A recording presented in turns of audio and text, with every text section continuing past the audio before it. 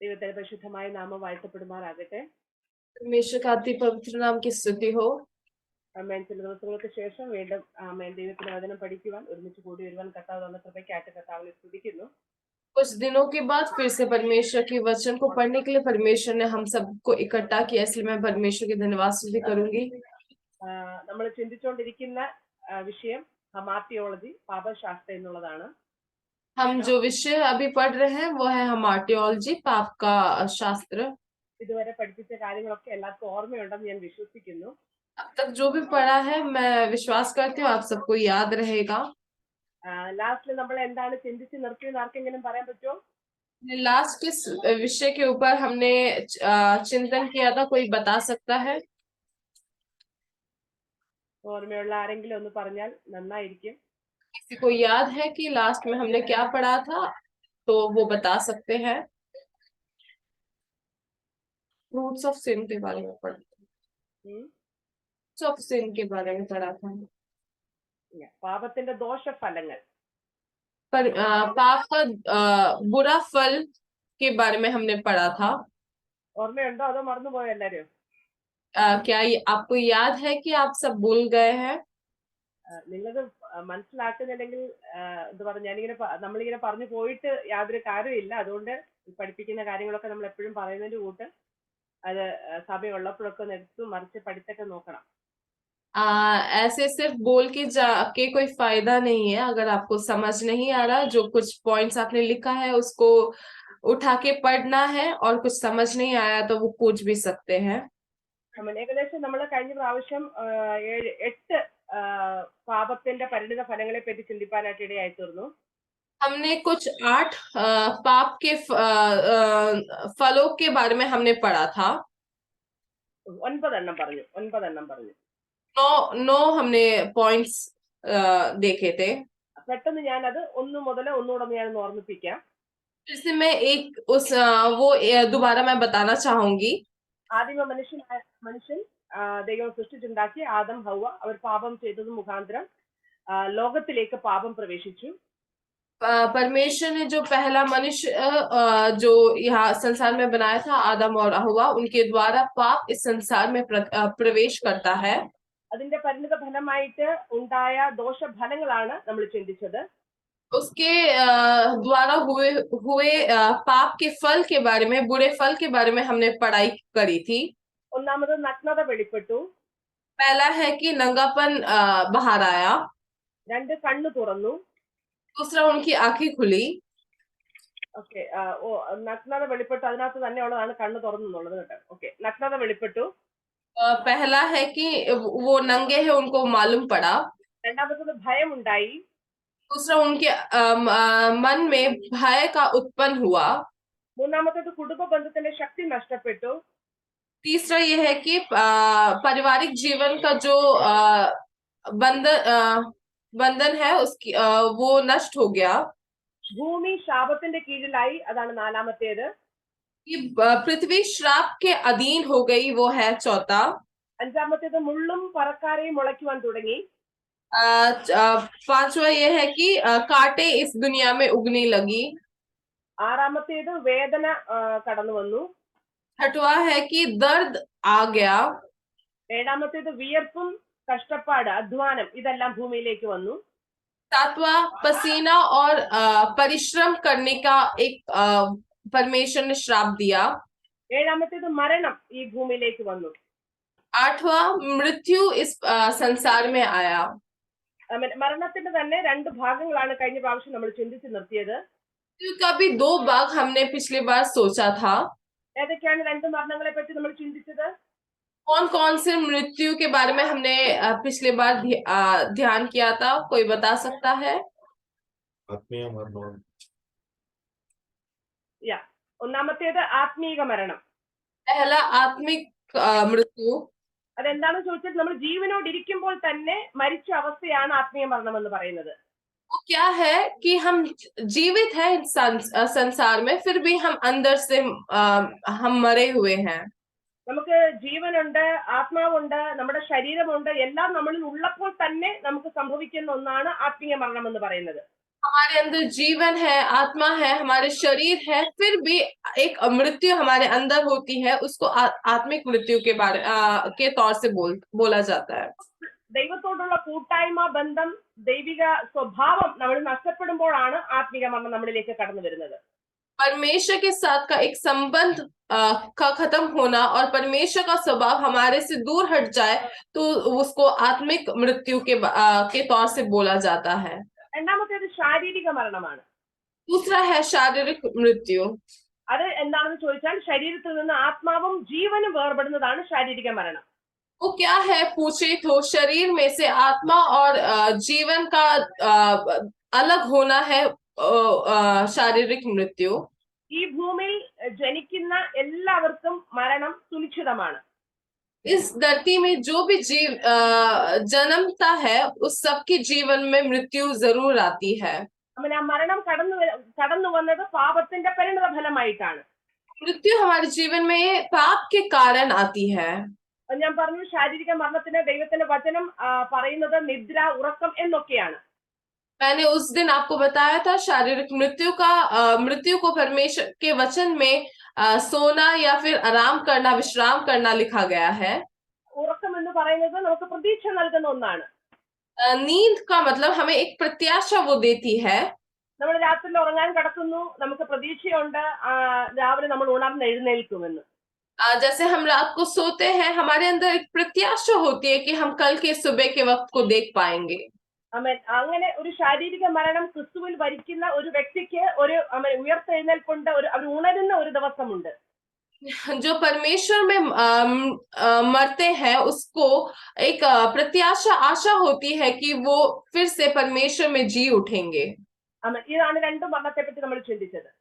यही है दो मृत्यु जिसके बारे में हमने उस दिन विचार किया था। ഇത് കൂടാതെ ഇനി ഒരു മരണത്തെ പറ്റിയും കൂടെ ദൈവത്തിന്റെ വചനം നമ്മളോട് പഠിപ്പിക്കുന്നുണ്ട്. इसके अलावा परमेश्वर के वचन में एक और मृत्यु के बारे में बताया जाता है। ആരെങ്കിലും ഉണ്ടെങ്കിൽ അൺമ്യൂട്ട് ചെയ്ത് പറയാമോ ഏതാണ് രണ്ടാമത്തെ മരണം എന്നാണ് അതിനെ വിളിക്കുന്നത്. ഒന്ന് നമ്മൾ ജീവനോട് ഇരിക്കുമ്പോൾ തന്നെ സംഭവിക്കുന്നതാണ്, ശരീരത്തിൽ സംഭവിക്കുന്നതാണ് ശാരീരിക മരണവും ആത്മീയ മരണവും. വചനം അതിനെ വിളിക്കുന്നത്, ഈ മൂന്നാമത് ഞാൻ പറയുന്ന മരണത്തെ വചനം വിളിക്കുന്നത് രണ്ടാമത്തെ മരണം എന്നാണ്. पहला जो मृत्यु है वो हम जब शरीर में होते हैं तभी आत्मा और हमारे शरीर का मृत्यु होता है। वचन में दूसरा एक और मृत्यु के बारे में लिखा गया है, कोई बता सकता है क्या? ആർക്കെങ്കിലും അതിന്റെ ഉത്തരം അറിയാമെങ്കിൽ ഒന്ന് പറയാമോ?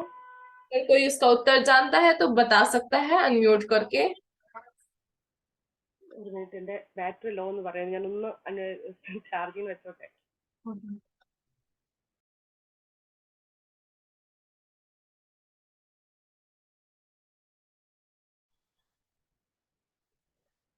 बपतिस्मा भी है जो मसीह के साथ हम गाड़े जाते हैं बपतिस्मा को। नहीं, उसके बारे में नहीं, वचन बताते एक और मृत्यु है, मृत्यु के बारे में. അത് നിത്യമരണം എന്നാണ് പറയുന്നത്. वो अनंत मृत्यु के बारे में बोला जाता है। നിത്യനാശം, നിത്യമരണം എന്നൊക്കെയാണ് ദൈവത്തിന്റെ വചനം അതിനെ വിളിക്കുന്നത്. अनंत नाश और अनंत मृत्यु के ऐसा करके वचन में लिखा गया है। വെളിപ്പാട് പുസ്തകം 20-ാം അധ്യായം 11 മുതൽ 15 വരെയുള്ള വാക്യങ്ങൾ നമ്മൾ വായിക്കുമ്പോൾ നമുക്ക് മനസ്സിലാക്കാൻ സാധിക്കുന്നുണ്ട്. प्रकाशित वाक्य 20वें अध्याय के 11 से 15 पद में लिखा गया है। വെളിപ്പാട് 21-ന്റെ 8, प्रकाशित वाक्य 20 का 8, 21 का 8, 21 का 8, 2 Thessalonians 1, 6-10, 2 Thessalonians 1, 10 में भी लिखा गया है 6-10. ഓക്കെ, നമുക്ക് ആ ഭാഗത്തേക്ക് വരുന്നതിന് മുമ്പിട്ട് ചില കാര്യങ്ങളോടൊന്ന് ചിന്തിക്കാം. हम उस पद में आने से पहले हम कुछ और बातों को एक बार देखेंगे. നമ്മള് ശാരീരിക ഒന്ന് ആത്മീക മരണത്തെ പറ്റി പറഞ്ഞു. एक हमने आत्मिक मृत्यु के बारे में बोला. രണ്ടാമത്തേത് ശാരീരിക മരണത്തെ പറ്റി പറഞ്ഞു. दूसरा हमने शारीरिक मृत्यु के बारे में बोला. അപ്പോൾ തന്നെ ദൈവവചനം നമ്മളെ പഠിപ്പിക്കുന്നുണ്ട്, നാം ഒരു പക്ഷേ ശാരീരിക മരണം നമുക്ക് സംഭവിക്കാതെ തന്നെ കർത്താവിന്റെ വരവ് ജീവനോടിരിക്കുന്നവർക്ക് എപ്പോഴാണ് കർത്താവിന്റെ വരവെന്ന് അറിയത്തില്ല. ഒരു പക്ഷെ അത് നമുക്ക് മരണത്തിന് മുൻപായിട്ട് സംഭവിച്ചേക്കാം. उसी के साथ परमेश्वर के वचन में बोला जाता है कि परमेश्वर के दूसरे आगमन में हम शारीरिक रीति से अगर हम मृत्यु हमारे जीवन में नहीं आता तो वहां पे किस प्रकार का एक मृत्यु है वहां लिखा गया है. കർത്താവിന്റെ വരവിന് വേണ്ടിയിട്ട് അവൻ ഒരുങ്ങിയിരിക്കുന്ന വിശുദ്ധന്മാരെ ചേർക്കുവാൻ യേശു ക്രിസ്തു വീണ്ടും വരും. परमेश्वर के आगमन का बाट जोने वाले विशुद्ध लोगों को लेने के लिए परमेश्वर दोबारा आएगा. അത് എപ്പോൾ വേണമെങ്കിലും സംഭവിക്കാം. वो कभी भी हो सकता है. ഇന്നാകാം, നാളെയാകാം, എപ്പോഴാണെന്ന് വചനം നമ്മളോട് പറയുന്നില്ല. आज हो सकता है, कल हो सकता है, कभी भी हो सकता है. वचन उसके बारे में, उस समय के बारे में नहीं बताता. അതിനു വേണ്ടി നാം എപ്പോഴും ഒരുക്കമുള്ളവരായിരിക്കണം. उसके लिए हमें दिन प्रतिदिन बाट जोते रहना है. ആ കർത്താവിന്റെ വരവിന് മുമ്പ് നാം മരിക്കുകയാണെങ്കിൽ, अगर परमेश्वर के आगमन से पहले हमारी मृत्यु हो जाती है നാം എവിടേക്കാണ് പോകുന്നത്? तो हम किधर को जाएंगे? നമുക്ക് മുമ്പ് ക്രിസ്തുവിൽ മരിച്ചവർ എങ്ങോട്ടാണ് പോയത്? हमसे पहले परमेश्वर में जो मरे हैं वो कहाँ को गए हैं?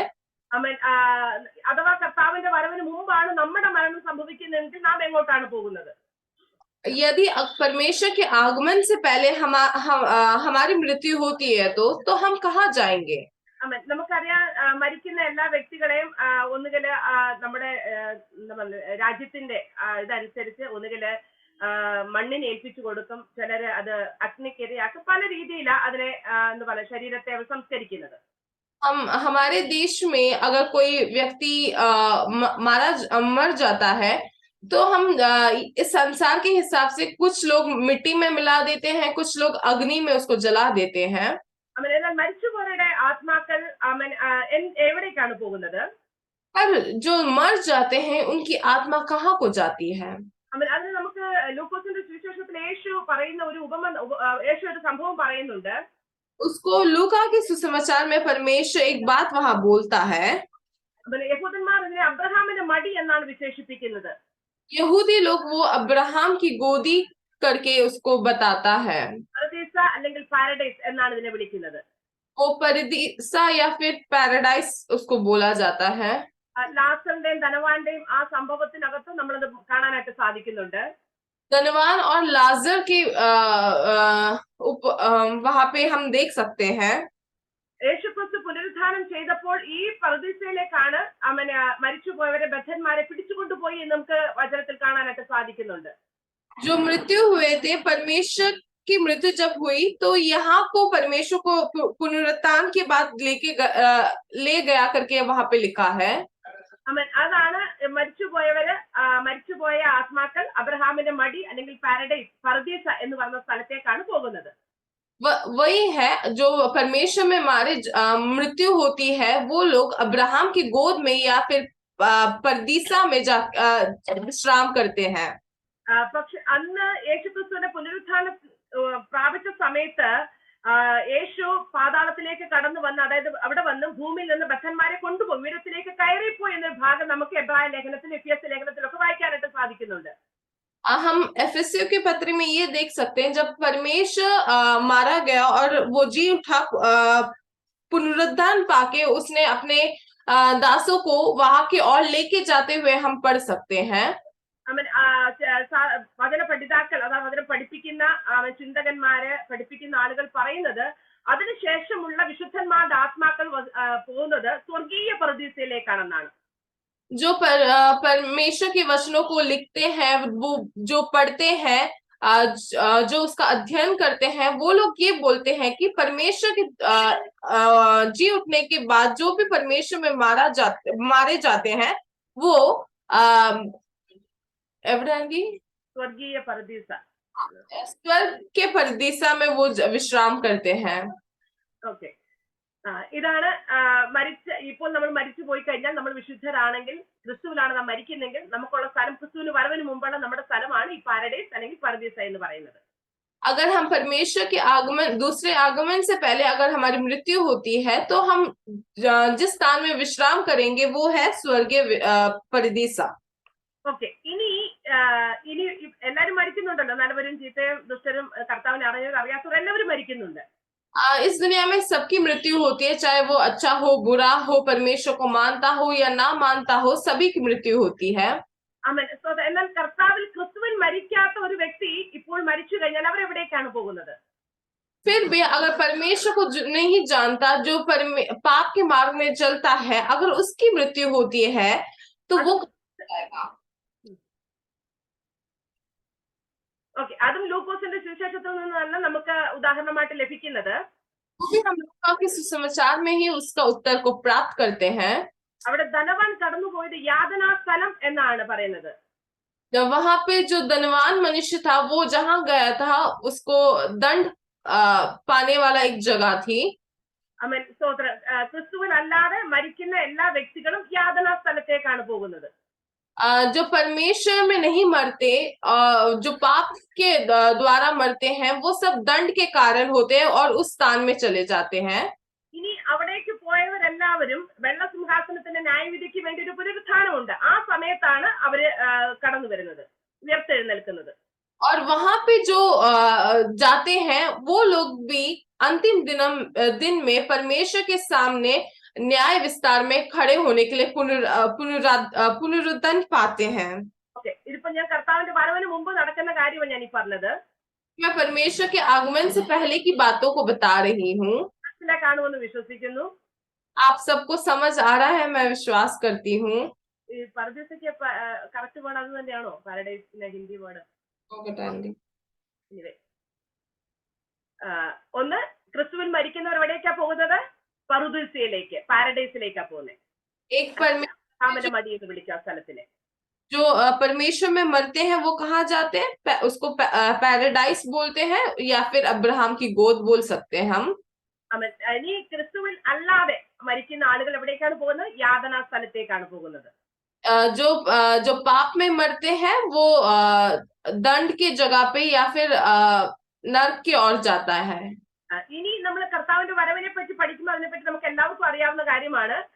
കർത്താവ് യേശു ക്രിസ്തു നമ്മളെ ചേർക്കാനായിട്ട് വീണ്ടും വരുന്ന സമയത്ത്, अब फिर हम जानते हैं जब परमेश्वर हमें दोबारा हमें अपने पास जब लेके जाने के लिए आते हैं, ക്രിസ്തുവിൽ മരിക്കുന്നവർ മുമ്പ് ഉയർത്തെഴുന്നേൽക്കും. परमेश्वर में मरते हैं वो पहले जी उठते हैं.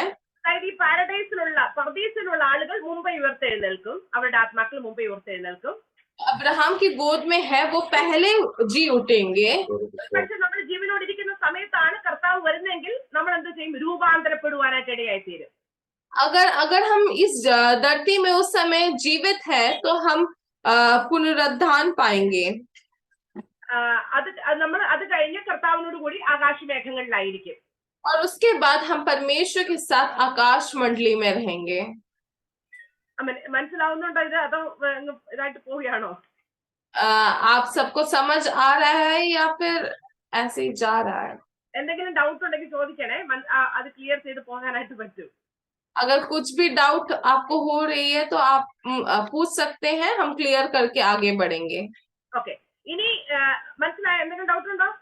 किसी को कोई डाउट हो तो पूछ सकते हैं. ഓക്കെ, അടുത്തത് ഇനി കർത്താവിന്റെ വരവിനെ തന്റെ വിശുദ്ധന്മാർ ചേർക്കപ്പെട്ടു, അവർ സഭ കർത്താവിനോട് കൂടെ ആയിരിക്കും. परमेश्वर के आगमन में परमेश्वर अपने विशुद्ध लोगों को अपने संग ले जाता है और कलीसिया उसके साथ रहती है. ഇനി ക്രിസ്തുവിൽ അല്ലാത്ത ഒരു സമൂഹം എവിടെ ഉണ്ടായിരിക്കും? ഈ ഭൂമിയിൽ ഉണ്ടായിരിക്കും. जो परमेश्वर में नहीं है वो लोग कहाँ रहेंगे? वो इस धरती में रहेंगे. അവരൊരു മഹോപദ്രവ കാലത്തിലൂടെ പോകേണ്ടി വരുമെന്നാണ് വചനം പറയുന്നത്. वो एक പീഡയിലൂടെ പോകേണ്ടി വരും. हाँ, वो लोग महापीड़ा में इस धरती में उनको गुजरना पड़ेगा. 7 വർഷം അന്തിക്രിസ്തുവിന്റെ ആന്റിക്രൈസ്റ്റിന്റെ ഭരണത്തിലൂടെ അങ്ങനെയുള്ള പോകേണ്ടതായിട്ട് വരും. वो 7 साल इस धरती में एंटी क्राइस्ट के अधीन उनको पीड़ा सहना पड़ेगा. मसीह विरोधी के द्वारा. അപ്പോ ആ സമയത്തും പല ആളുകളും ക്രിസ്തുവിലേക്ക് തിരിയുവാനായിട്ട് ഇടയായിത്തീരും. उन दिनों में भी कुछ लोग मसीह के और आने की इच्छा रखेंगे. ആ 7 വർഷത്തെ ക്രിസ്തുവിന്റെ ഭരണത്തിന്റെ സമയത്ത് ക്രിസ്തുവിനെ തള്ളി പറയാതെ ക്രിസ്തുവിന് വേണ്ടി നിലകൊള്ളുന്ന ഒരു കൂട്ടം ആളുകൾ അന്നുണ്ടായിരിക്കും. उस 7 साल में जो मसीह विरोधी के अनुसार ना चलते हुए, परमेश्वर को ना त्यागते हुए मसीह में खड़े रहने वाले कुछ लोग उस समय में भी होंगे। ആ സമയത്ത് ക്രിസ്തുവിന് വേണ്ടി പലരും രക്തസാക്ഷികളായി തീരുവാനായിട്ട് ഇടയായി തീരും. दिनों में कुछ लोग मसीह के लिए मारे जाएंगे. ആമേൻ. അവർക്ക് വേണ്ടി ആ ഒരു 7 വർഷത്തെ ഭരണം തീർന്ന ശേഷം उस 7 साल की राज के बाद ആമേൻ പിന്നെ ഒരു പുനരുത്ഥാനം കൂടിയുണ്ട്. ഈ ആന്റിക്രൈസ്റ്റിന്റെ സമയത്ത് 7 വർഷത്തിന്റെ ഭരണ സമയത്ത് മരിച്ചവർക്ക് വേണ്ടി ഉള്ളതാണ് ഒന്നാമത്തെ പുനരുത്ഥാനം. मसीह विरोधी के राज्य में जो मारे गए हैं उनके लिए है पहला पुनरुत्थान. നമുക്ക് എടുക്കാം വെളിപ്പാട് പുസ്തകം 20 അധ്യായം. हम पढ़ेंगे प्रकाशित वाक्य 20वां अध्याय 4 മുതൽ 6 വരെ. इसकी 4 से 6 तक पद को हम पढ़ेंगे. വെളിപ്പാട് പുസ്തകം 20ന്റെ 4 മുതൽ 6 വരെ. प्रकाशित वाक्य 20 का 4 से 6 तक कोई पढ़ सकता है. मैंने सिंहासन देखे और उन पर लोग बैठ गए और उनको न्याय करने का अधिकार दिया गया. मैंने उनकी आत्मा को भी देखा जिनके सिर यीशु की गवाही देने और परमेश्वर के वचन के कारण काटे गए थे और जिन्होंने न उस पशु की और न उसकी मूर्ति की पूजा की थी और न उसकी छाप अपने माथे और अपने हाथों पर ली थी. वे जीवित होकर मसीह के साथ 1000 वर्ष तक राज्य करते रहे. जब तक ये 1000 वर्ष पूरे ना हुए तब तक शेष मरे हुए न जी उठे और यह तो पहला पुनरुत्थान है.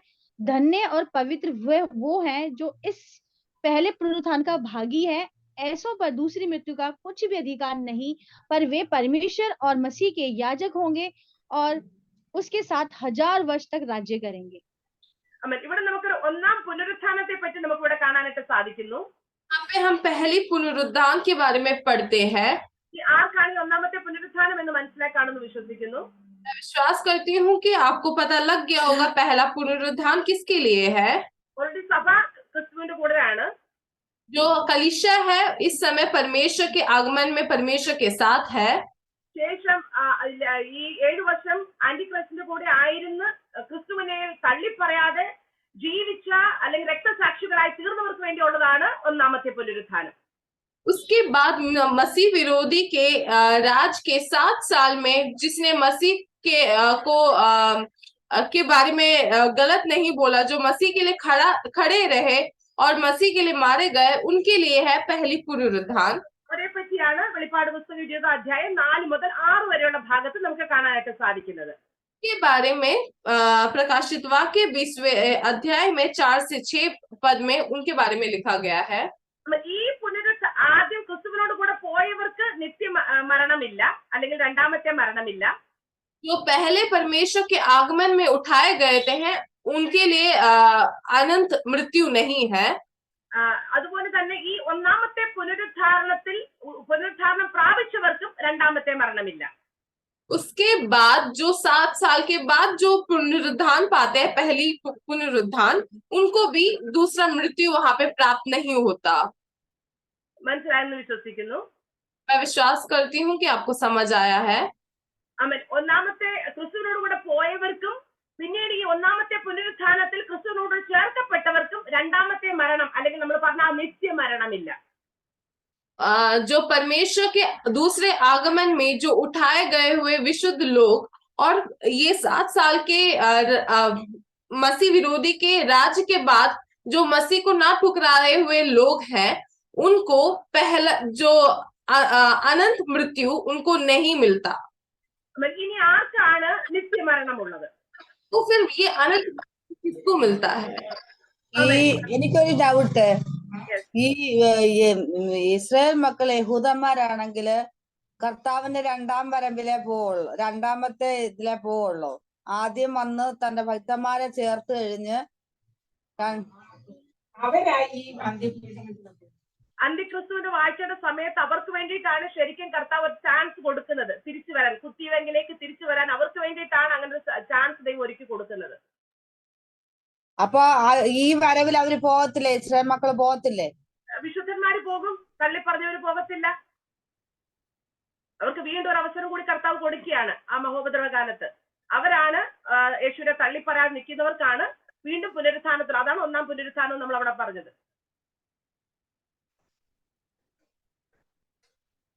അവരുടെ കൂട്ടത്തിൽ നമ്മൾ പോകാതെ കിടക്കുവാണെങ്കിൽ നമുക്ക് അതൊരു മനസ്സാന്തരം ഉണ്ടെങ്കിൽ നമ്മളും പോകും. അല്ല, അവര് രക്ഷിക്കപ്പെട്ടവരുണ്ടെങ്കിൽ പോവും, ഇല്ലെങ്കിൽ പോത്തില്ല. വിശുദ്ധന്മാർ ആദ്യം ഉയർത്തെഴുന്നേൽക്കുമല്ലോ, മരിച്ച വിശുദ്ധന്മാരെന്ന കർത്താവ് താൻ ഹിന്ദിയിലോടൊന്ന് പറഞ്ഞാൽ ഇവരോടൊന്ന് കേട്ടോട്ട് കുഴപ്പമില്ല. 1 തെസ്സലോനിക്കർ 4:16-17 വാക്യങ്ങൾ വായിക്കുമ്പോൾ അതോടെ വ്യക്തമാണ്. पहले थिस्सलुनीके के पद में 4 के पहला 4 का फर्स्ट आंटी 4:16-17 चौथे अध्याय के 16 और 17 पद को हम पढ़ेंगे. ഓക്കെ, ഒന്ന് പെട്ടെന്ന് വായിക്കാം ഭാഗം. जल्दी से हम उस पद को पढ़ेंगे. 4:16-17 पहला थिस्सलुनीकियों 4:16-17 या क्योंकि प्रभु आप ही स्वर्ग से उतरेगा, उस समय ललकार और प्रधान दूत का शब्द सुनाई देगा और परमेश्वर की तुरही फूंकी जाएगी और जो मसीह में मरे हैं वे पहले जी उठेंगे. तब हम जो जीवित और बचे रहेंगे उनके साथ बादलों पर उठा लिए जाएंगे कि हवा में प्रभु से मिलें और इस रीति से हम सदा प्रभु के साथ रहेंगे. ഓക്കെ, ഈ വായിച്ച ഭാഗത്തിൽ നിന്ന് തന്നെ 16-ാമത്തെ വാക്യത്തിന്റെ അവസാനം നോക്കിക്കേ. ക്രിസ്തുവിൽ മരിച്ചവർ മുമ്പേ ഉയർത്തെഴുന്നേൽക്കും. അതിനകത്ത് പുതിയ നിയമ വിശ്വാസികൾ എടുത്തു പറയുന്നില്ല, ക്രിസ്തുവിൽ അന്ന് ദൈവത്തെ അറിഞ്ഞ് വിശുദ്ധന്മാരായിട്ട് ജീവിച്ച എല്ലാവരും ഉയർത്തെഴുന്നേൽക്കും. हम इस पद में देखेंगे 16 पद में लिखा है कि जो परमेश्वर में मारे गए हैं वो पहले जी उठेंगे. പിന്നെ ജീവനോടെ ശേഷിക്കുന്നവർ ആകാശത്തിൽ കർത്താവിനെ എതിരേൽക്കുവാൻ മേഘത്തിൽ എടുക്കപ്പെടും. उसके बाद जो इस दुनिया में शेष रहते हैं वो परमेश्वर के आगमन में उठाए जाएंगे. അങ്ങനെ എടുക്കപ്പെടാതും ഉയർത്തെഴുന്നേൽക്കാതിരിക്കുന്നവരുമാണ് മഹോപദ്രവത്തിലൂടെ പോകേണ്ടതായിട്ട് വരുന്നത്. और इस दोनों समय में जो उठाए नहीं जाते हैं उनको महापीड़ा के समय में महापीड़ा के समय के और गुजरना पड़ता है. അവർക്ക് വേണ്ടിയിട്ടാണ് ദൈവം വീണ്ടും കൊടുക്കുന്ന കുത്തിവെങ്കിലേക്ക് നോക്കും എന്നൊക്കെയുള്ള ഭാഗങ്ങൾ നമ്മൾ വായിക്കുന്നത്.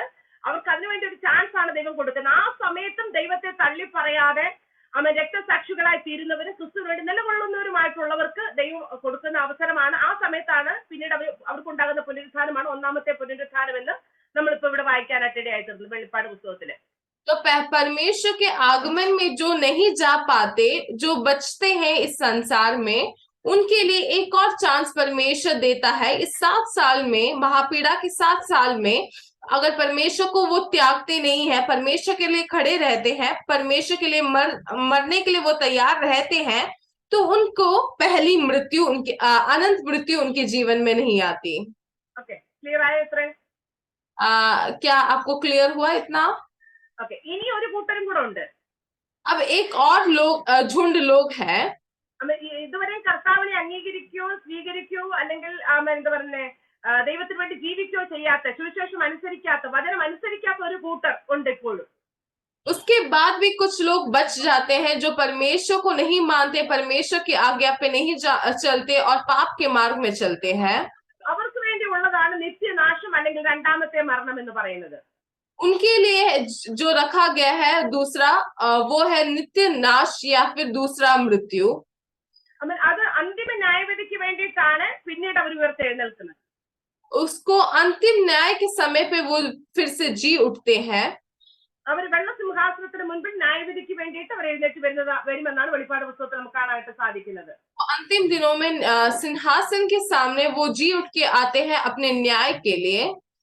വെളിപ്പാട് പുസ്തകത്തിലേക്ക് തന്നെ നമുക്ക് വരാം. हम प्रकाशित वाक्य में आते हैं. അതിന്റെ 11 മുതൽ 15 വരെയുള്ള ഭാഗങ്ങൾ നമുക്ക് നോക്കാം. उसका 11 से 15 पद तक हम देखेंगे. 20 का 11 से 15. 20 का 11 से 15. फिर मैंने एक बड़ा श्वेत सिंहासन और उसको जो उस पर बैठा हुआ है देखा. उसके सामने से पृथ्वी और आकाश भाग गए और उनके लिए जगह न मिली. फिर मैंने छोटे बड़े सब मरे हुओं को सिंहासन के सामने खड़े हुए देखा और पुस्तकें खोली गई और फिर एक और पुस्तक खोली गई अर्थात जीवन की पुस्तक. और जैसा उन पुस्तकों में लिखा हुआ था वैसा ही उनके कामों के अनुसार मरे हुओं का न्याय किया गया. समुद्र ने उन मरे हुओं को जो समुद्र में उसमें थे दे दिया और मृत्यु और अधोलोक ने उन मरे हुओं को जो उनमें थे दे दिया और उनमें से हर एक के कामों के अनुसार उनका न्याय किया गया. मृत्यु और अधोलोक आग की झील में डाले गए. यह आग की झील दूसरी मृत्यु है. और जिस किसी का नाम जीवन की पुस्तक में लिखा हुआ न मिला वो आग की झील में डाला गया। ഇതാണ് നിത്യ മരണത്തിന് വേണ്ടി അല്ലെങ്കിൽ രണ്ടാമത്തെ മരണത്തെ പറ്റിയാണ് ഇവിടെ നമുക്ക് കാണാനായിട്ട് സാധിക്കുന്നത്. यहाँ पे अनंत मृत्यु या फिर दूसरा मृत्यु के बारे में यहाँ पे हमने पढ़ा है अभी। ഇത് ദൈവത്തിന്റെ സുപ്രീം കോടതിയിൽ നടക്കുന്ന അന്ത്യന്യായവിധിയാണ്. परमेश्वर की सुप्रीम कोर्ट में जो अंतिम न्याय होता है वो ये है, ദൈവം കൃപയും കരുണയും ഉള്ളവനാണ്, പക്ഷേ ദൈവം ശിക്ഷിക്കാതെ വിടുകയുമില്ല. परमेश्वर दयालु और कृपा से भरा हुआ है, फिर भी वो न्याय जरूर करेगा। ഒന്ന് രണ്ട് റെഫറൻസ് നമുക്ക് പെട്ടെന്നൊന്ന് നോക്കാം. एक दो पदों को और पढ़ेंगे। സഭാപ്രസംഗം 8:11 നോക്കാം. सभा उपदेश 8:11. 8:11।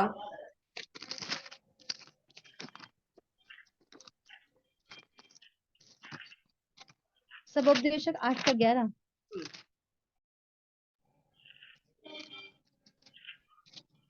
बुरे काम की दंड की आज्ञा फुर्ती से नहीं दी जाती, इस कारण मनुष्य का मन बुरा काम करने की इच्छा से भरा रहता है। ഓക്കെ, ഇവിടെ കാണുന്നു ദുഷ്പ്രവൃത്തിക്കുള്ള ശിക്ഷാവിധി തൽക്ഷണം നടക്കായി കൊണ്ട് മനുഷ്യൻ ദോഷം ചെയ്യുവാൻ ധൈര്യപ്പെടുന്നു. അതുകൊണ്ട് ദൈവം എന്ത് ചെയ്യുന്നു? മനുഷ്യന് ശിക്ഷാവിധി വെച്ചിട്ടുണ്ട് എന്നാണ് നമുക്ക് കാണാൻ സാധിക്കുന്നത്. ये वहां पे लिखा गया है कि अगर लोग जो पाप करते हैं उनको उनके लिए एक न्याय रखा है ताकि वो आगे को पाप ना करें। इनी 12 का 14 भी पढ़ो। 12 का 14 भी पढ़ेंगे। क्योंकि परमेश्वर सब कामों और सब गुप्त बातों का, चाहे वो भली हो या बुरी, न्याय करेगा। ഇവിടെ ന്യായവിസ്താരത്തിലേക്ക് നല്ലതും തീയുമായ സകല പ്രവൃത്തിയെയും സകല രഹസ്യങ്ങളുമായി ന്യായവിസ്താരത്തിലേക്ക് ദൈവം കൊണ്ടുവരുമെന്ന് നമുക്ക് ഇവിടെ കാണാനായിട്ട് സാധിക്കുന്നു. वहां पे हम ऐसे देख सकते हैं अंतिम दिनों में परमेश्वर, चाहे तुमने अच्छा कर्म किया हो या बुरा काम किया हो, परमेश्वर सारी वस्तुओं को न्याय स्थान में लेके आता है। ഹീബ്രു 9:27, എബ്രായ ലേഖനം 9:27 വാക്യം. हिब्रू 9 का 27 देखेंगे. ഒരിക്കൽ മരിക്കുകയും പിന്നെ ന്യായവിധിയും ദൈവം മനുഷ്യർക്ക് നിയമിച്ചിരിക്കുന്നു എന്ന് കാണാൻ സാധിക്കുന്നു. वहां पे हम पढ़ते हैं कि एक बार मृत्यु फिर एक न्याय है. അപ്പോസ്തല പ്രവൃത്തി ഞാനെല്ലാം വായിപ്പിക്കുന്നത് നമുക്ക് സമയമില്ലാത്തതുകൊണ്ട് അപ്പോസ്തല പ്രവൃത്തി 17:30-31 പിന്നീട് നിങ്ങൾ അത് വായിക്കുക. Acts 17:31-32 30 और 31 30 और 31 आप बाद में इस सबको पढ़िएगा. യോഹന്നാന്റെ സുവിശേഷം 5:22 यूहन्ना का 5 का 22. ഈ ഭാഗങ്ങളൊക്കെ വായിക്കുമ്പോൾ ഒരു ന്യായവിധി ദൈവം മനുഷ്യന് വെച്ചിട്ടുണ്ട് എന്ന് നമുക്ക് കാണാനായിട്ട് സാധിക്കുന്നുണ്ട്. हम इन पदों को पढ़ते हैं वहां पे हम ये समझते हैं कि परमेश्वर ने एक न्याय अंतिम में रखा गया है. നമുക്കറിയാം ഇവിടുത്തെ കോടതികളില് എന്താ പറയുന്നത്, അവസാനം നമുക്ക് ഒരു വിധി പുറപ്പെടുവിച്ച ശേഷം ദയാഹർജിക്ക് നമുക്ക് സമർപ്പിക്കാൻ പറ്റും. यहाँ की कोर्ट्स में अगर अंतिम एक न्याय के बाद हम दया के लिए अप्लाई कर सकते हैं. അവിടെ നമുക്ക് അങ്ങനത്തെ ദയാഹർജി ഒന്നുമില്ല. ദൈവം ഒരു ന്യായം വിധിച്ചു കഴിഞ്ഞാൽ അത് അന്തിമ ന്യായവിധിയാണ്. അത് അന്തിമ ന്യായവിധിയാണ് അവിടെ നടക്കുന്നത്. परंतु परमेश्वर के न्याय स्थान में ऐसे कोई दया अंतिम में नहीं मिलेगा. अगर परमेश्वर ने एक न्याय के लिए बोल दिया है तो वो अंतिम में वैसा ही होगा. ആരാണ് ന്യായം വിധിക്കുന്നത്? कौन न्याय करता है? കർത്താവായ യേശുക്രിസ്തുവാണ് ന്യായം വിധിക്കുന്നത്. न्याय करता है. ഒന്ന് രണ്ട് റെഫറൻസ് അത് ചേർന്ന് ഞാൻ പെട്ടെന്നൊന്ന് പറയാം. एक दो रेफरेंस को बताऊंगी. സങ്കീർത്തനം 9:7, वचन संगीता 9 का 27, Acts 10:42, Acts 10 का 42, 2 Timotheus 4:1, 2 Timotheus 4 का 1, John 5:22. John 5 का 22 आप पढ़ सकते हैं बाद में. റെഫറൻസിന് ഒന്നുകൂടെ പറയണോ ആർക്കെങ്കിലും? एक और बार रेफरेंस बताएं. സങ്കീർത്തനം 9:7, वचन संगीता 9 का 7, Acts 10:42, Acts का 10 का 42, 2 Timothy 4:1, John 5:22. 2 Timothy 4 1, John 5:22, John 5:22 पढ़ो एक बार। जॉन 5:22 एक बार पढ़िए।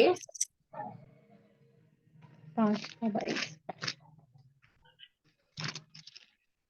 पिता किसी का न्याय नहीं करता, हम्म, परंतु न्याय करने का सब काम पुत्र को सौंप दिया है। ഓക്കെ.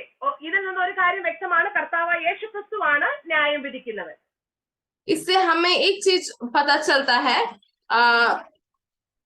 यीशु मसीह अंतिम न्याय करता है। നിത്യ മരണത്തിന് വേണ്ടി വിധിക്കപ്പെട്ടവർക്കാണ് ഇവിടെ ന്യായവിധി നടക്കുന്നത്. जो अनंत मृत्यु के लिए सौंपे गए हैं उनका न्याय वहां पे देख सकते हैं। ശരിക്കും പറഞ്ഞ ഇത് ഈ പാപശാസ്ത്രമായിട്ട് ബന്ധപ്പെട്ടില്ലെങ്കിൽ ഞാൻ ഒന്ന് എന്താ പറയുന്നത് അറിഞ്ഞിരിക്കേണ്ട കാര്യങ്ങളാണ്, ആയതുകൊണ്ടാണ് ഞാൻ ഇത് ചേർത്ത് വെച്ച് പറയുന്നത്. कि पाप के शास्त्र से जुड़ा हुआ नहीं है, फिर भी आपके ज्ञान में ये बातें होनी चाहिए, इसलिए मैं आपको बता रही हूँ। വെളിപ്പാട് പുസ്തകമൊക്കെ പഠിപ്പിക്കുന്നവരാണ് ഇതൊക്കെ പറ്റി പറയുന്നത്, നിത്യതയെ പറ്റിയൊക്കെ പഠിപ്പിക്കുന്നത്. जो प्रकाशित वचन पढ़ाते हैं, वाक्य पढ़ाते हैं, वो लोग इसके बारे में ज्यादा बताते हैं। നിത്യമരണം ആർക്കാണ്, എന്തിനു വേണ്ടിയാണെന്ന് പറയാൻ വേണ്ടിയിട്ടാണ് ഞാൻ ഇത്രയും പറഞ്ഞു വന്നത്. अनंत मृत्यु किसके लिए है, क्यों है, ये बताने के लिए मैंने इतना सब कुछ आपको बताया।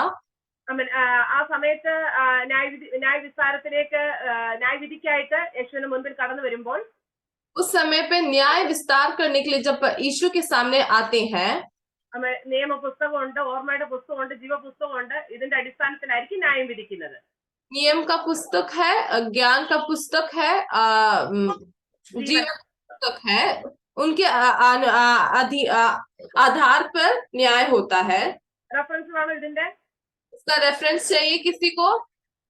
വേണമെങ്കിൽ പെട്ടെന്ന് പറഞ്ഞു പോകാം. നിയമപുസ്തകത്തെ പറ്റി അത് ദൈവത്തിന്റെ വചനം വെച്ച് നമ്മൾ ദൈവം ന്യായം വിസ്തരിക്കും. परमेश्वर के वचन के आधार पर हमारा न्याय होता है।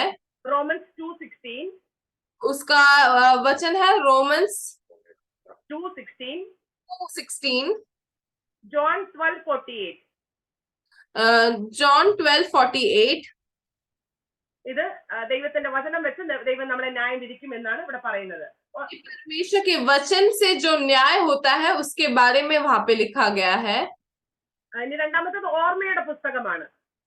दूसरा है ज्ञान का पुस्तक, याद का पुस्तक। മലാഖി 3:16, वो है मलाकी 3:16। ഇയ്യോബ് 10:14, अय्यूब के पुस्तक 10:14, 10:14, ഇയ്യോബ് 13:27, अय्यूब के पुस्तक 13:27, യെശയ്യാ 65:6, एशिया का 65 का 6, ജെറമ്യ 17:1. जर्मिया 17:1। ഒത്തിരി ഉണ്ട്. ഇപ്പൊ ഇത്രയൊക്കെ നിങ്ങൾ വായിച്ചു നോക്കുക, അതിൽ നിന്ന് നമുക്ക് മനസ്സിലാക്കാനായിട്ട് സാധിക്കും. और भी है, बट इतना आप पढ़ेंगे तो आपको समझ आ जाएगा। ഇനി മൂന്നാമത്തത് ജീവന്റെ പുസ്തകമാണ്. अब तीसरा है जीवन का पुस्तक। ഇത് രണ്ടും കേട്ടില്ലെങ്കിൽ എല്ലാവരും ജീവന്റെ പുസ്തകത്തെ പറ്റി പലപ്പോഴും കേട്ടിട്ടുണ്ടായിരിക്കും. अगर आपने ऊपर के दोनों पुस्तक के बारे में अगर आपने सुना नहीं होगा, परंतु जीवन के पुस्तक के बारे में आप सबने सुना होगा। പുസ്തകത്തിൽ പേരെഴുതി കാണാത്ത ഏവനെയും തീപ്പൊയ്കയിൽ തള്ളിയിടും എന്നാണ് വചനത്തിൽ വെളിപ്പാട് പുസ്തകത്തിൽ നമുക്ക് കാണാൻ സാധിക്കുന്നത്. प्रकाशित वाक्य में हम ये देख सकते हैं, जिसका नाम जीवन के पुस्तक में नहीं है उस सबको अग्नि के अंदर डाला जाएगा। അതിന്റെ റെഫറൻസ് കൂടെ എഴുതാം. उसका रेफरेंस भी आप लिख लीजिएगा। പുറപ്പാട് 32:32, നിർഗമൻ निर्गमन का पुस्तक 32 32 का 32 and 33, 33, ഫിലിപ്പിയൻസ് 4:3, फिलिपियंस 4:3, रेवलेशन 3:5. प्रकाशित वाक्य 3 का 5। एक बार पढ़िएगा रेवलेशन 3:5. एक बार हम लोग रेवलेशन 3 का 5 पढ़ेंगे।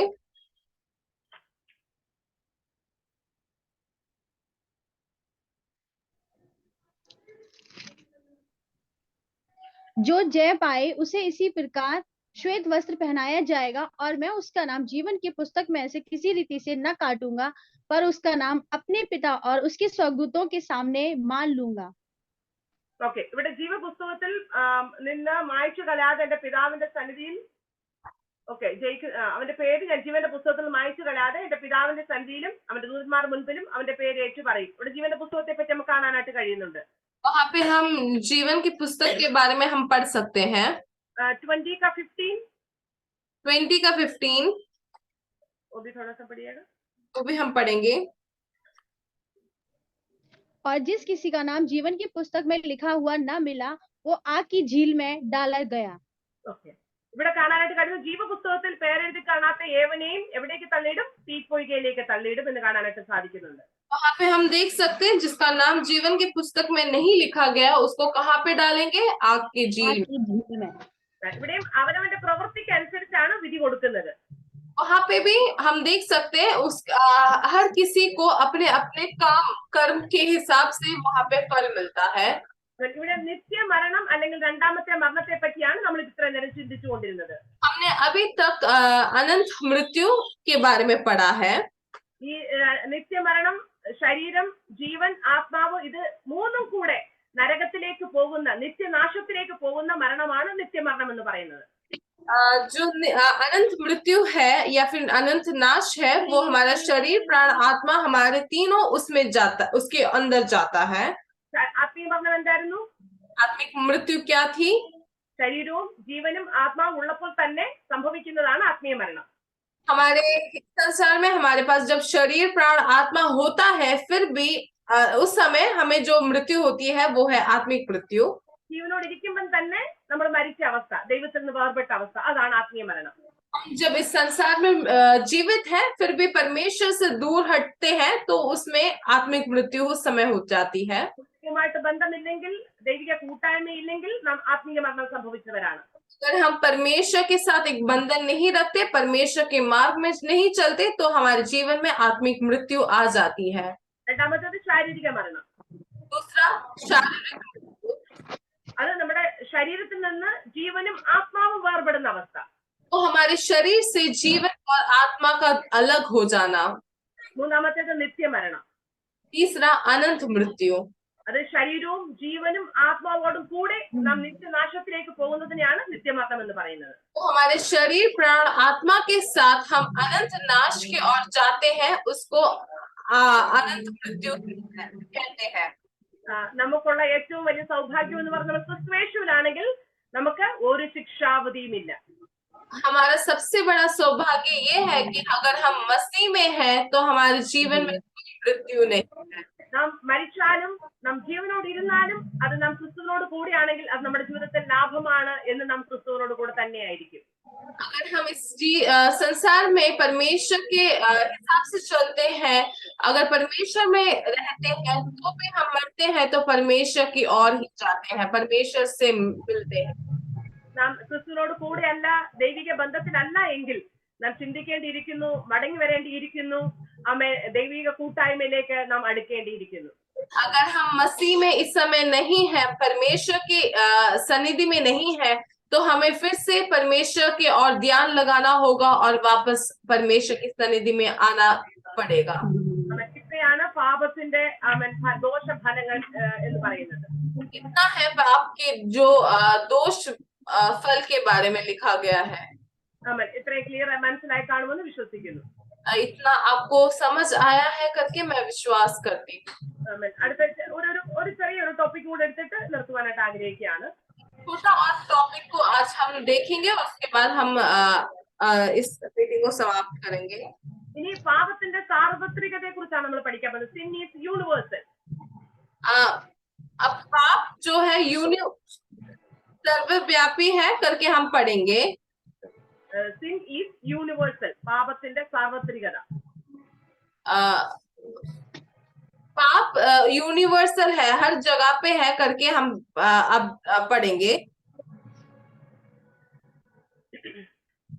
ഓക്കെ, ആദാമിലൂടെയാണ് പാപം ലോകത്തിലേക്ക് വന്നത് എന്ന് നമ്മൾ പഠിച്ചു. हम जानते हैं आदम की और के वजह से पाप इस संसार में हर जगह पे आया। പാപത്തിന്റെ പരിണിത ഫലമായിട്ട് മരണവും ലോകത്തിലേക്ക് കടന്നു വന്നു. पाप का फल जो मृत्यु है वो भी इस संसार में आया। റോമാലേഖനം 5-ാം അധ്യായം 12-ാമത്തെ വാക്യത്തിലേക്ക് വരാം. रोमर 5 के 12। में हम देखते हैं, हम पढ़ेंगे।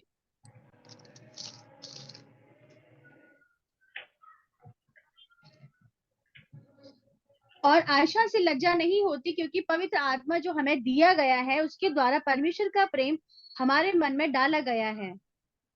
नहीं, 5 का रोमन 5 का 12। इसलिए 5 का 12।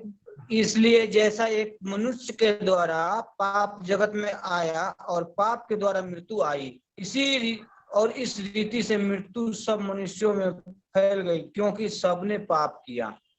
ഓക്കെ, ഇവിടെ എല്ലാവരും പാപികളായി തീർന്നു. ഏക മനുഷ്യനാൽ പാപവും वहां पे हम देखते हैं सब मनुष्य के बीच में पाप फैल गया, जो പാപത്താൽ മരണവും ലോകത്തിൽ കടന്നു. और पाप की वजह से मृत्यु आई। ഇങ്ങനെ സകല മനുഷ്യരും എല്ലാവരും പാപം ചെയ്താൽ സകല മനുഷ്യരിലും എന്ത് ചെയ്തിരിക്കുന്നു? മരണം പരന്നിരിക്കുന്നു എന്ന് ഇവിടെ കാണാനായിട്ട് സാധിക്കുന്നു. और इसी रीति में मृत्यु सब मनुष्य में फैल गई।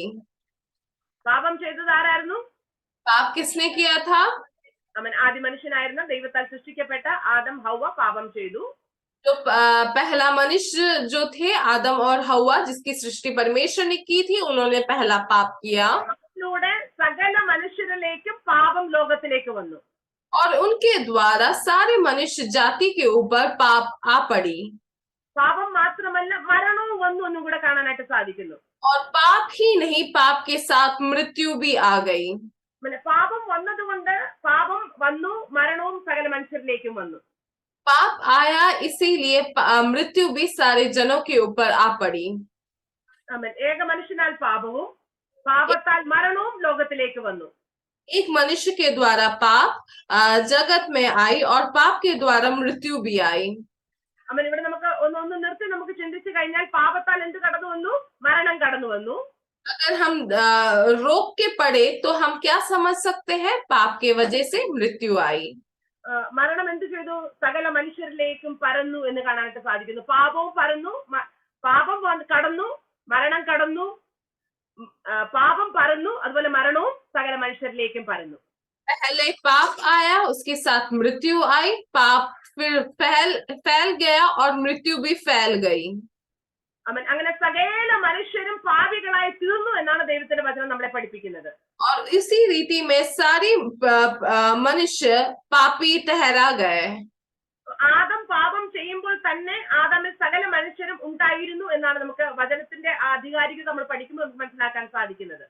आदम ने जब पाप किया, हम वचन से ये समझते हैं कि उसी में सारी संसार के लोग उसमें थे और वो सब पापी हो गए।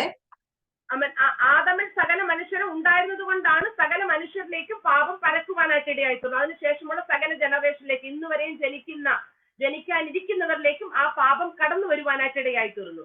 आदम में ही सारे मनुष्य लोग थे, इसीलिए हम ये समझते हैं कि आदम के बाद जितने लोग भी आज तक जन्मे हैं, उनके जन्मते ही वो लोग पापी ठहराए जाते हैं।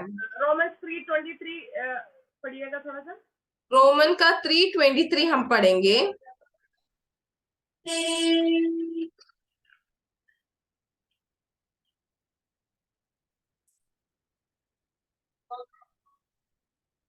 तीन का 23:23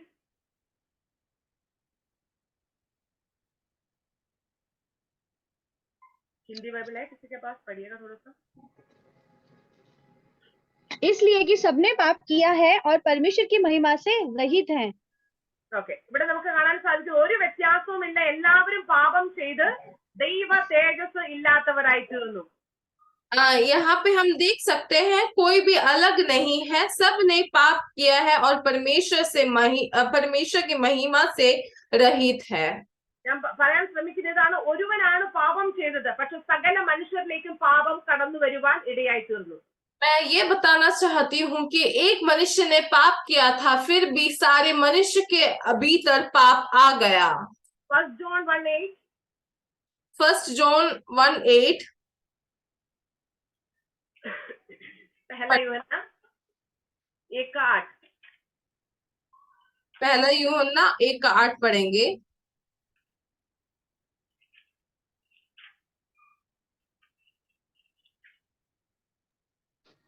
यदि पिताजी हम वह ज्योति न था, परंतु उस ज्योति की गवाही देने के लिए आया था। पहला यूहन्ना यदि हम कहें कि हम में कुछ भी पाप नहीं तो अपने आप को धोखा देते हैं और हम में सत्य नहीं। ഓക്കെ, നമുക്ക് പാപമില്ല എന്ന് നാം പറയുന്നുവെങ്കിൽ നമ്മെ തന്നെ വഞ്ചിക്കുന്നു, സത്യം നമ്മിൽ ഇല്ലാതെയായി. अगर हम बोलते हैं कि हमारे अंदर पाप नहीं है तो हम अपने आप को वंचित करते हैं। സഭാപ്രസംഗി 7:20 सभा उपदेश 7 का 20. 20।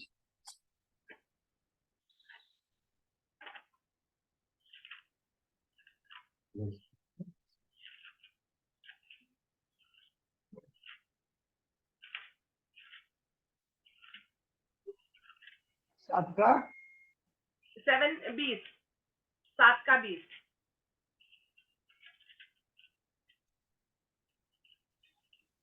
निसंदेह पृथ्वी पर कोई ऐसा धर्मी मनुष्य नहीं जो भलाई ही करे और जिससे पाप न हुआ हो।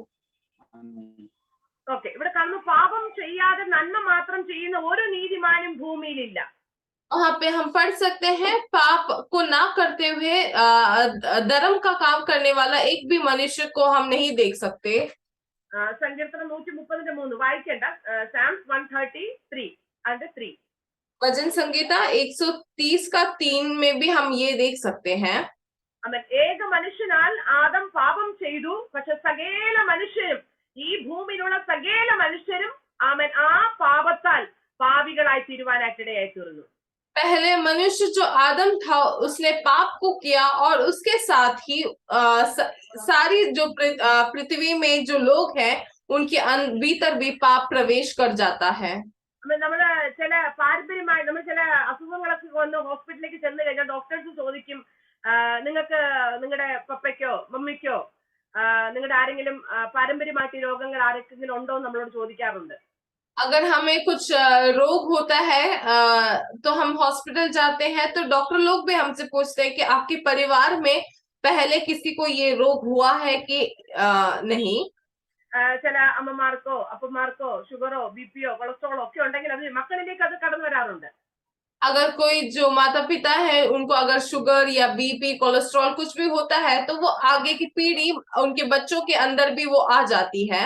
ഞാൻ അങ്ങനെ ഒരു എക്സാമ്പിൾ പറഞ്ഞോളൂ. അതുപോലെ തന്നെ ആദം പാപം ചെയ്തു, ആദമിലൂടെ ലോകത്തിലേക്ക് പാപം പ്രവേശിച്ചു, അങ്ങനെ സകല മനുഷ്യരും പാപികളായി തീർന്നു എന്ന് കാണാനായിട്ട് വചനം നമ്മളെ പഠിപ്പിക്കുന്നു. और उसी समान आदम ने जो पहला मनुष्य था उसने पाप किया और उसके साथ ही जितने भी आगे की पीढ़ी है उन सब के अंदर पाप प्रवेश कर जाता है।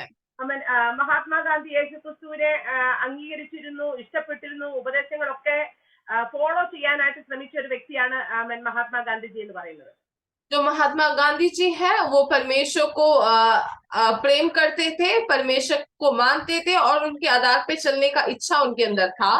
പക്ഷെ അദ്ദേഹം യേശു ക്രിസ്തുവിനെ ഒരു രക്തസാക്ഷിയായിട്ടാണ് കണ്ടിരുന്നത്.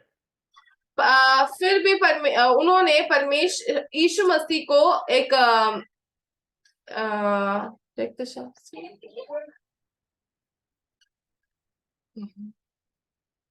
परमेश्वर के लिए मारे गए हुए एक मनुष्य के द्वारा उन्होंने यीशु मसीह को देखा था। യേശു സകല മനുഷ്യന്റെയും പാപത്തെ ക്രൂശിന്മേൽ വഹിച്ച് സകല മനുഷ്യർക്കും പാപക്ഷമ യേശു കൊടുത്തു എന്ന് വിശ്വസിക്കാൻ മഹാത്മാഗാന്ധി തയ്യാറായിരുന്നില്ല. महात्मा गांधी ये स्वीकार करने के लिए तैयार नहीं था कि परमेश्वर ने सारे मनुष्य जाति के पाप के लिए अपने आप को कुर्बान करके वो मारा गया करके स्वीकारने के लिए वो तैयार नहीं था। പക്ഷെ നമുക്കൊരു ചോദ്യം മഹാത്മാഗാന്ധിയോട് ഇങ്ങനെ ചോദിക്കാൻ പറ്റും.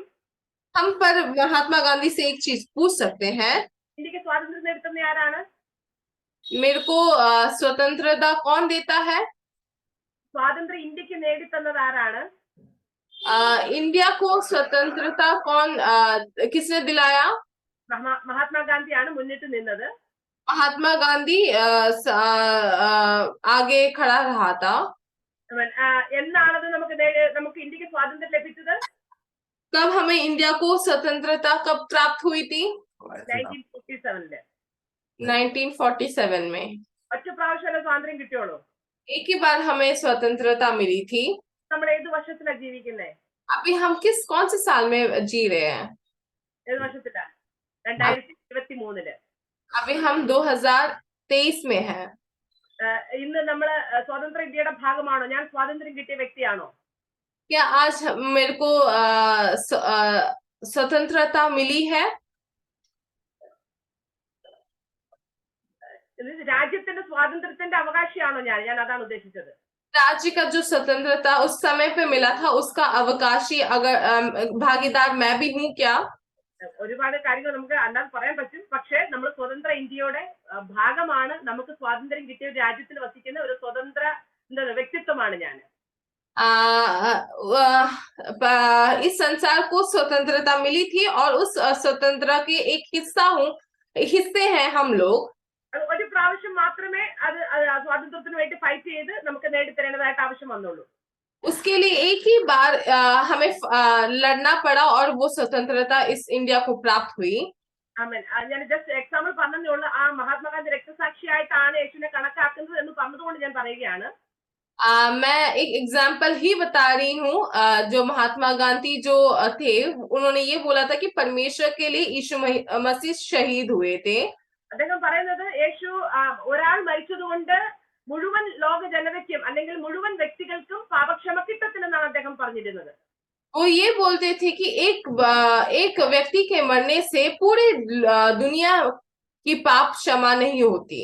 1947 ഇന്ത്യക്ക് സ്വാതന്ത്ര്യം കിട്ടിയെങ്കിൽ അന്ന് മുതൽ ഇന്ന് വരെയും ഇനി ജനിക്കാനിരിക്കുന്നവരും സ്വതന്ത്ര ഇന്ത്യയുടെ ഭാഗമാകുന്നു എന്ന് പറഞ്ഞതുപോലെ ക്രിസ്തുയേശു ഒരിക്കലായിട്ട് നമുക്ക് വേണ്ടി കാൽവരി ക്രൂശിൽ മരിച്ചെങ്കിൽ അത് ഒരു വ്യക്തിക്ക് വേണ്ടിയല്ല, അന്ന് മരിച്ചവർക്ക് വേണ്ടി മാത്രമല്ല, ഇന്നുള്ള നമുക്കും ഇനി ജനിക്കാനിരിക്കുന്നവരുടെ സ്വാതന്ത്ര്യത്തിന് വേണ്ടിയിട്ടാണ് യേശു ക്രിസ്തു ക്രൂശിൽ നമുക്ക് വേണ്ടി യാഗമായി തീർന്നത്.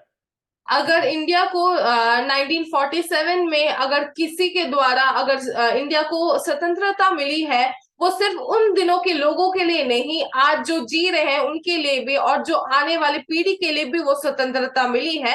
उसी प्रकार परमेश्वर जब मारा गया था वो उस समय के लोगों के लिए नहीं, आज के लोगों के लिए और आने वाले लोगों के लिए वो के पापों के लिए भी वो मारा गया था.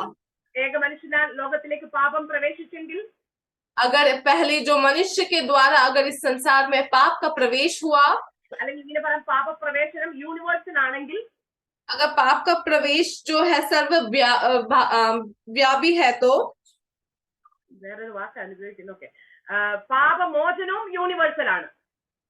तो पाप का जो क्षमा है वो भी वैसा ही यूनिवर्सल है. എല്ലാവർക്കും വേണ്ടിയുള്ളതാണ്. वो भी सबके लिए ही है. ആമേൻ, ഹല്ലേലൂയ. അതുകൊണ്ട് കർത്താവ് യേശു ക്രിസ്തുവിലൂടെ പാപത്തിന്റെ വിമോചനം ആമേൻ നമുക്ക് ലഭിക്കാനായിട്ട് ഇടയായി തീർന്നു. इसलिए पाप से एक छुटकारा हमें परमेश्वर के द्वारा हमें मिला. ആമേൻ. നാം പാപികളാണ് എന്ന് പറഞ്ഞ് ആ കുറ്റബോധത്തിൽ ജീവിക്കേണ്ട ആവശ്യമില്ല. हम पापी है बोल के इस संसार में अब जीने की आवश्यकता नहीं. ആമേൻ. പാപം ക്ഷമിപ്പാൻ കഴിവുള്ള കർത്താവിന്റെ അടുക്കലേക്ക് നാം കടന്നു വരുന്നുവെങ്കിൽ, യേശുവിനെ വിശ്വസിക്കുന്നുവെങ്കിൽ, അംഗീകരിക്കുന്നുവെങ്കിൽ, ഏറ്റു പറയുന്നുവെങ്കിൽ, യേശു ക്രിസ്തുവിൽ നിന്ന് നിത്യമായ പാപമോചനം, ക്ഷമ നമുക്ക് ലഭിക്കാനായിട്ട് ഇടയായി തീരും. पाप की क्षमा करने वाले परमेश्वर के सनिधि में हम आते हैं, यीशु मसीह को हम अंगीकार करते हैं, यीशु मसीह के आधार पे हम अगर चलते हैं तो वो पाप क्षमा हमारे जीवन में भी आएगा. എവിടെയെങ്കിലും നമ്മുടെ ജീവിതത്തിന്റെ കോണുകളിൽ പാപക്ഷമ ലഭിക്കാതെ ദൈവത്തോട് അകന്നിരിക്കുന്ന അനുഭവങ്ങൾ ഉണ്ടെങ്കിൽ, ഒരിക്കൽ കൂടി കർത്താവിന്റെ കരങ്ങളിലേക്ക് നാം ഏൽപ്പിച്ചു കൊടുക്കുന്നുവെങ്കിൽ, ആ പുത്രന്റെ രക്തത്താൽ കഴുകപ്പെടാത്ത ഒരു പാപവുമില്ല. നമ്മുടെ പാപം ക്ഷമിച്ച് തന്റെ മക്കളാക്കി തീർക്കുവാൻ നമ്മുടെ കർത്താവിന് കഴിയും.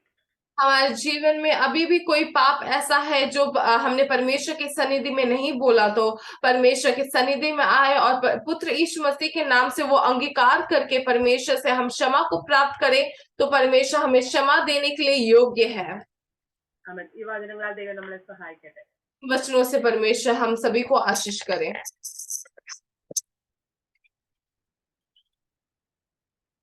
हम हमारा अंतिम प्रार्थना की ओर जाएंगे और मैं चाहूंगा ओमना आंटी कि आप अंतिम प्रार्थना में अगुवाई दे और फिलिप अंकल ब्लेसिंग प्रेयर. ഫിലിപ്പങ്ങൾ അങ്ങ് പ്രാർത്ഥിച്ചാൽ മതി, ഹിന്ദിക്കാരാ. പ്രാർത്ഥിച്ച ആശീർവാദം പറയും. അത് കുഴപ്പമില്ല, സാരമില്ല. പറഞ്ഞോ, പ്രാർത്ഥിക്കാം.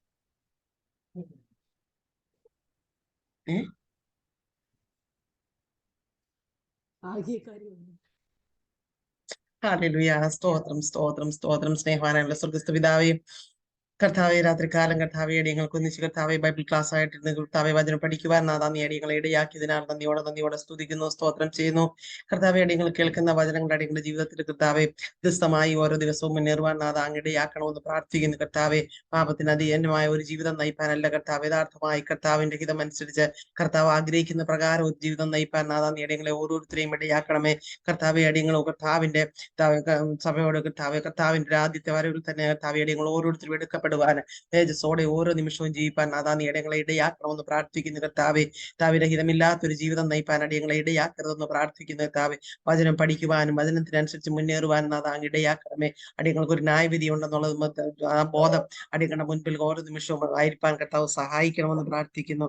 കർത്താവിന് വേണ്ടി പ്രയോജനപ്പെടുവാൻ കർത്താവ് ആഗ്രഹിക്കുന്ന പ്രകാരം ഓരോ നിമിഷവും ജീവിപ്പാൻ വിശുദ്ധിയോടെ ജീവിപ്പാൻ നാഥാ നീ അടിയങ്ങളെ സഹായിക്കണമേ എന്ന് പ്രാർത്ഥിക്കുന്നു. കർത്താവിന്റെ കരങ്ങളിലേക്ക് തരുന്ന കർത്താവെ വചനം പഠിക്കാൻ കടന്ന എല്ലാ പ്രിയപ്പെട്ടവരെയും കർത്താവിന്റെ കരങ്ങളിൽ തരുന്ന തിരുസാന്നിധ്യം കൂടെ ഇരിക്കണം, തിരുകൃപയിൽ പരിപാലിക്കണം.